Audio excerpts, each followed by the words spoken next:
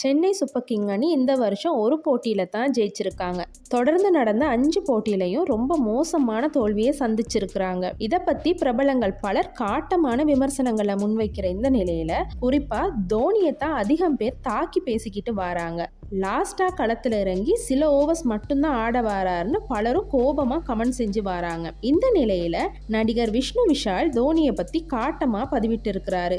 நானே கிரிக்கெட்டர் என்றதால தான் இதை பத்தி பேச வேணான்னு இருந்தேன். ரொம்ப சீக்கிரமாவே எந்த முடிவுக்கும் வர வேணான்னு இருந்தேன். பட் இது ரொம்ப கோரமா இருக்குது.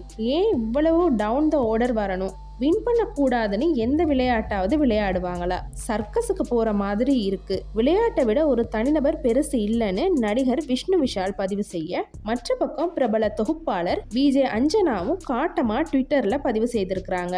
ஜெயிக்க வேணாம், அட்லீஸ்ட் கொஞ்சமாச்சும் வெறி இருக்கணும்ல கேம்ல. சிஎஸ்கேவுக்கு இது தேவைதான், வேற எதுவும் சொல்றதுக்கு இல்ல. கம்பேக் வேணா, கப் வேணா.